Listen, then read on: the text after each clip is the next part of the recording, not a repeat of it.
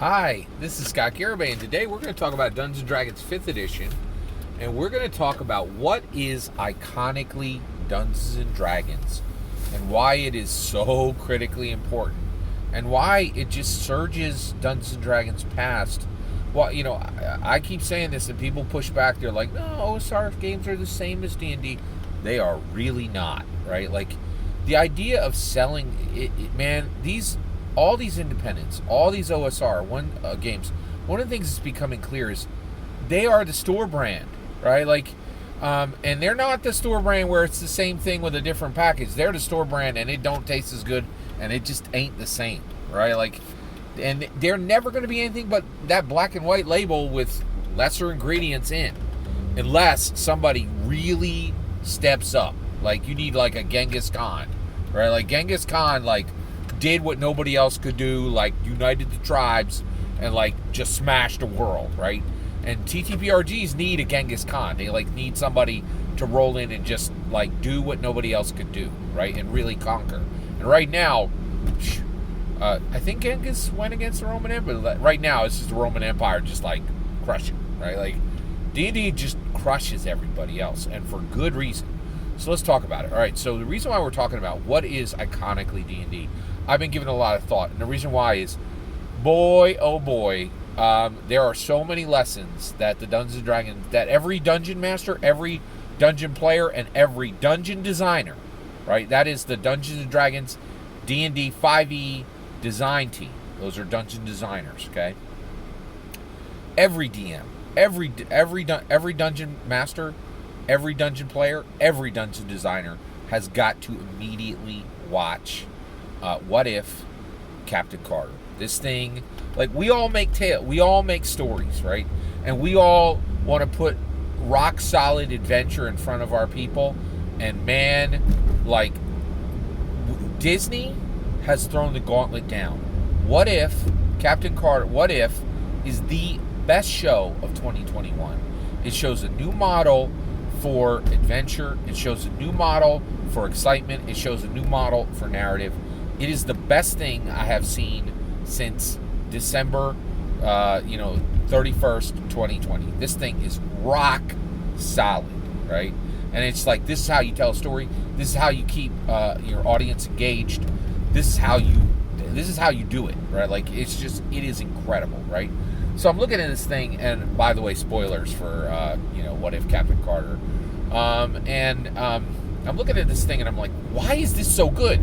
I've watched it like 3 times already, right? I just keep watching it and rewatching it. It's so amazing. What I realized is, like, this is better.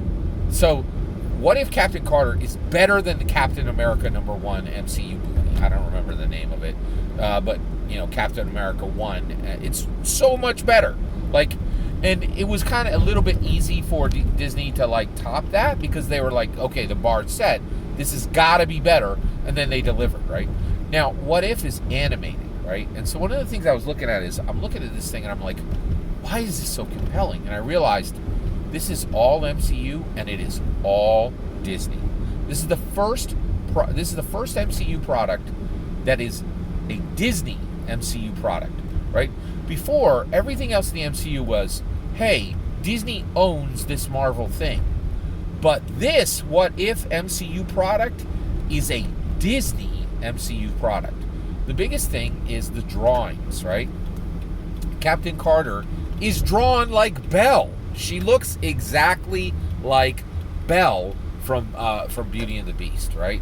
She looks like a Disney princess, like, who just like mowing people down with Captain America's shield, right? It's nuts, right? Like, it's crazy. It's like a kick-butt Disney princess, okay? And she is drawn like it, right? She has the flushed cheeks, right? She has the long flowing hair.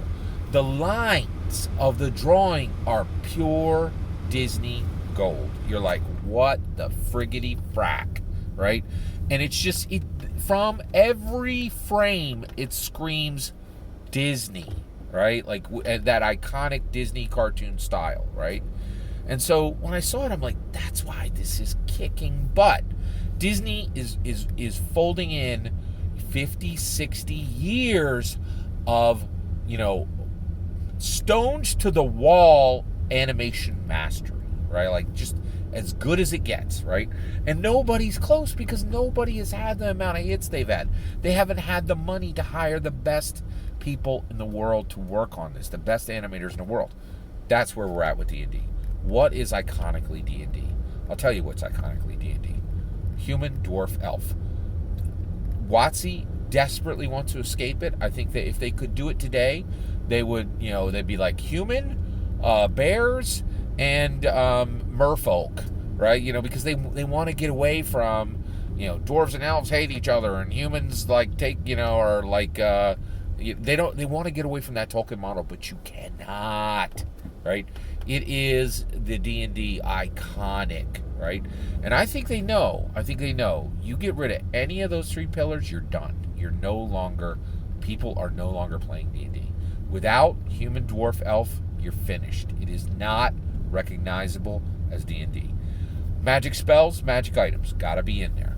Goblins, skellies, right? Done, gotta be in there, right? You meet in a tavern. You're ambushed on the road, right? There's these core events that happen you come across a river, right? There's these core events that happen, and they have to be in the game, and they are iconically Dungeons and Dragons. And when they happen, you know them, you feel it, you're comfortable, and it is the game's excellence and the game's dominance echoing from 1974, unabated, unchallenged, unconquered, right? And this is why Knave and OSE and Index Card RPG and all these great OSRs and all these indies and Pathfinder, they're never going to touch Dungeons and Dragons unless something dramatically changes. You can't just change a dial on one of your little mechanics or something and think that you're going to win the world. You're not. You need toys, you need pals, you need sneakers, you need soda, right? And the reason why is if you bring people to your nonsense Knave game compared to Dungeons and Dragons, they ain't gonna be impressed, right? And this is the issue. Is I used to be in the OSR, and I'm realizing now it's all on D&D. And when you focus, and you just do D&D going forward, it crushes. It crushes. It's worth everything, and it just gets better and better and better. It's worth everything you're going to invest in your table and in your game. And so that's why What If Captain Carter is absolutely crushing it and is breaking the world. And this is why Dungeons and Dragons, it has this iconic framework that cannot be matched, and you just don't get it in other games. And we truly, and the only way D&D is going to get broken, right, is if some Genghis Khan, or it could be a Genghis Khanette, steps up and really breaks the world with something earth-shattering that pulls people away from D&D. That's going to be a hard task. That's my take. Love to hear your thoughts. Let me know in the comments below. Please consider liking and subscribing, and have a wonderful millennium.